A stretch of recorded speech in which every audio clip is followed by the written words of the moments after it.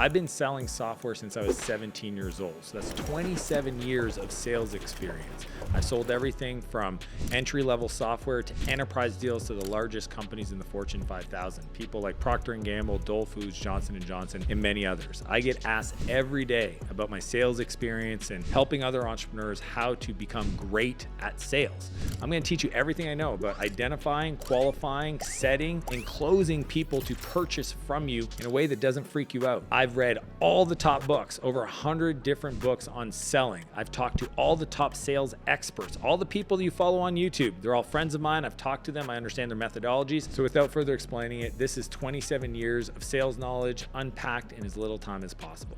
Sales is one of the most important skills to learn because everything you do, from getting money from investors to hiring people to getting somebody to buy from you, even having somebody help you out, it sits on the other side of understanding how to get somebody to want to help you, which is sales. So now let's move into what people get wrong about sales. There's a whole bucket of things that people do wrong when they're selling. First off, they overpromise, underdeliver. What'll happen if you have commission structure where it's not tied to retention, meaning the customer sticks around and or is happy, then you'll have a salesperson saying whatever they have to say to get the buy. So for example, when HubSpot, it's a popular software that a lot of companies use to manage their sales process, when their salespeople were overselling the software and then customers were upset, they had to introduce a process where they measured the customer happiness after the sale, and if the score was low, it impacted the salesperson's commission and it changed the way they sold, so they stopped overselling. That's one thing. The second problem is most of them don't follow a process. So they're literally not properly trained, don't run through skills and drills. They're just shooting from their hip. Whatever works, they keep doing it. They don't try something new. They don't ask people that are doing better than them how they can be better. They get somebody to buy, but the person actually wasn't ready to buy. They just felt pressure to buy. So they say yes, and then the person cancels as soon as they hang up the phone. See this all the time. It's like, oh, I had 17 sales. It's like, no, 5 of them refunded, 5 of them canceled. Did you actually get them to make a decision to buy? They don't do the takeaway close. The takeaway close is essentially somebody purchased and you say, perfect, super excited for you. Can't wait to get you set up. It's going to be an amazing experience. Really going to solve these 3 problems that you talked to me about. Hey, can I just ask you a simple question? Minus a global financial meltdown in the world, is there any other reason that you might not move forward and get on your onboarding call or use our software, whatever it is? Asking that question as a salesperson really locks in the commitment of the buyer. Most people mess up sales because they follow a script and they don't realize it's about having a talk track. It's not about just memorizing words and spitting them out, because then the prospect doesn't feel like you're actually listening or understand what they're saying. They don't write anything down. They're horrible at documenting the customer information. So at each step of the sales process, if you don't catalog and document what was said to the previous rep, then especially after you sell and the person starts the process, they join your thing, they buy your thing, the person shows up at their house, then they have to repeat everything that was said in the sales process, where that's where all the gold is. And then the customer experience suffers because they have to repeat themselves, versus the sales rep just taking 5 minutes after the call and log in everything that was said about their situation, their team, the names of the people, the key issues they're dealing with. Then when the person who's in charge of onboarding that customer into the company, it's easy. They're like, hey, yeah, I talked to Bob and Bob told me you have these problems, and based on your situation, your revenue should be this. I just want to confirm all this stuff. Perfect. Here's our plan. Here's what we're going to do. They don't follow up. Most of the fortunes are made in the follow-up. Most salespeople do not follow up. They don't know how to follow up. If they do it, it's horrendous. It's just annoying people. Like, are you ready? Just following up. If you say just following up, you lost the sale. Just so you know, that language in any way, shape, email, voicemail, phone call, stupid, bad. Don't do that. It's, hey, I was just thinking about you. I was talking to this person and it reminded me about this article I found. Just wanted to send it over, see if it could be helpful. Just from the heels, circle back if there's an opportunity for us to help you accelerate solving that problem faster. Let's move into how to get your first customer. Your first customer should come from your immediate network of people you know. And the best way to get them is just to ask people, hey, I'm selling this. Do you know anybody that might be interested? The cool part is that if the person is interested, they'll say, yeah, me. Or if they're not, they'll go, oh, my friend Bob. So just asking people in your contacts, in your network, on social media. I do this all the time. I go on Facebook and I look through all of my friends on Facebook and ask myself, would this person know somebody? Is this person in my market? Would they even have influence in somebody else? And just ask them, hey, I'm now doing this. Do you know anybody who might be interested? The referral or the intro is one of the best way to find your first customers. Now let's move into the 3 stages of sales. The first one is to qualify.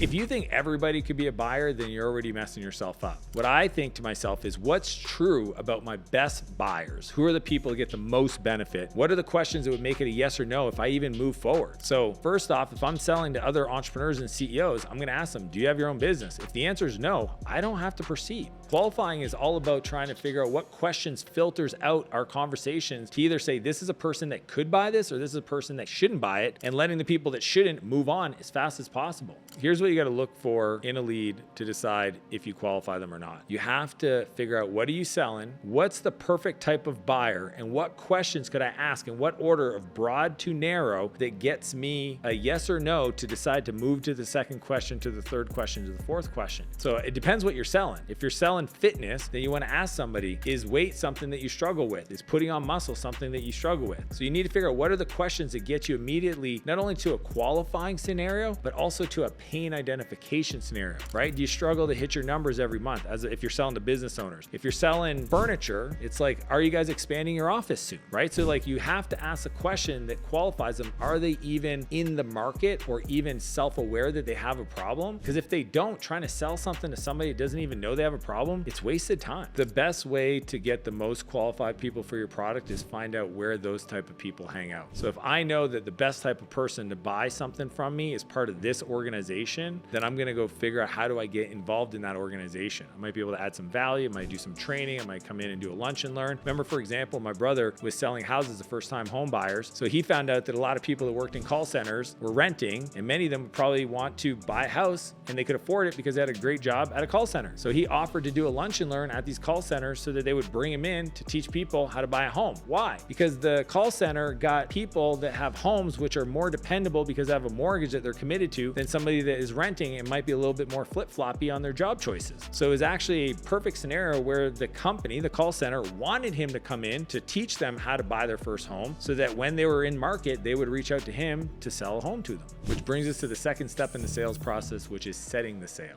The role of a setter is to talk to the market and identify leads. So it's either inbound or outbound opportunities. So they're either creating demand by going outbound and talking to a bunch of people cold, or they're fielding inbound interest. This could be email subscribers, people that fill out an application, people that follow on social media. Those are warmer. They talk to those potential buyers and they qualify them to see if there's an opportunity. If they find people that have pain, then they're going to set that conversation up with somebody that can actually close them, or a sales professional, or sometimes called an account manager or a product specialist. It's kind of funny because a lot of time in sales, they give the salespeople cool names so it doesn't scare away the buyer. They'll call it a strategy session, a discovery call, you name it, in the sense that they talk to the potential buyer, they make sure that they're in market, that they have a problem that they want solved, that they're interested in having a conversation about your company solving it for them. And then they take all that information and they log all those notes and they hand that off as almost a package to the next step so that that person has all the ammunition they need to have a really productive conversation. You know, oftentimes the setter has to meet certain criteria. They have to say, like, what's a 5-star prospect look like, right? Do they have a problem? Do they know they have a problem? Do they want our help to solve it? Have they tried other things? Have we expressed that? Do they have a budget to buy? Are they currently feeling the pain? Is there been certain key areas that are painful that we've identified that we can hand over to the next step so that we make sure we have a productive conversation? Those are the key things the setter has to do to increase the speed of a sale. Most people don't ask themselves what needs to be true before they hand over a buyer to somebody that can help them further. And what happens is the person who's selling spends a lot of time with unqualified people. What you want to do is you want to pair those people together so there's a feedback loop. And those are called pods. So the setter is paired with a closer so that the closer can give feedback on the quality of those conversations so that they can improve the process. Don't send over leads that I'm going to have a hard time closing, because then you might fill up my calendar with a bunch of people that weren't ready. And then I'm not talking to people that are ready. So that's the role of a setter, which brings us to the third step in the sales process, which is to enroll them. I call it enrolling and not closing because words matter. When I'm closing off the conversation. One of the most important things that I teach my people that are sales professionals is that you need to service the sale. So what most people do is they get in this high volume sales conversation and they never go back to talk to the people that they've converted into buyers. And those are honestly, for great salespeople, if you want to increase your sales, get referrals. How do you get referrals?